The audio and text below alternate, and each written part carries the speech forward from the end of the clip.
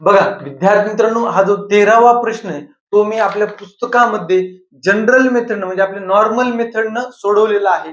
पण आता मी काय करणार आहे, व्हिडिओमध्ये तुम्हाला जो मी व्हिडिओ देणार आहे याच्यासोबत, तर त्याच्यामध्ये मी वेगळ्या 2 पद्धतीने ते सोडवणार आहे. ते तुम्हाला परीक्षेमध्ये फायद्याचे असे गणित एकदम सोप्या पद्धतीने करायला. प्रश्न काय दिलाय, एका वस्तूला 2540 रुपयामध्ये विकल्यानंतर होणारा लाभ त्याच वस्तूला 1850 मध्ये विकल्यानंतर होणाऱ्या तोट्या इतकाच आहे.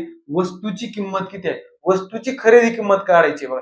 आता विद्यार्थी मित्रांनो, जो नफा होतोय त्याला लाभ होतोय तो त्यातला होणाऱ्या तोट्या इतकाच आहे, बरोबर आहे. म्हणजे जास्तीला विकल्यावर जेवढा नफा व्हायलाय तेवढाच तोटा त्याला कमी किमतीला विकल्यावर सुद्धा व्हायलाय. म्हणजे विद्यार्थी मित्रांनो बघा, समजा मी इथं खरेदी किंमत घेतली, बरोबर का, इथं खरेदी किंमत घेतली, नफा झाल्यावर विक्री किंमत इथं येईल किती, 2540, आणि जर तोटा असेल तर कमी होणार ना विक्री किंमत किती, 1850. मग विद्यार्थी मित्रांनो, ही खरेदी किंमत काढण्यासाठी काय करायचं बघा, दोन्हीकडे तोटा आणि नफा सेम आहे. मग अशा वेळेस काय करायचं, दोघांची बेरीज करायची आणि भागिले 2 करायचं, आपली खरेदी किंमत येऊन जाते. बघा 2540 अधिक किती, 1850.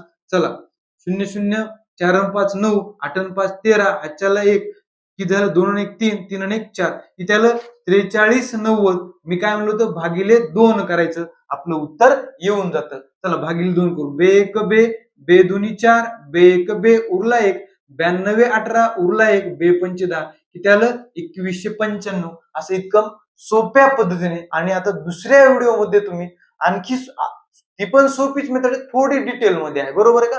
याचं उत्तर किती आलं, 2195 रुपये, ऑप्शन क्रमांक 2.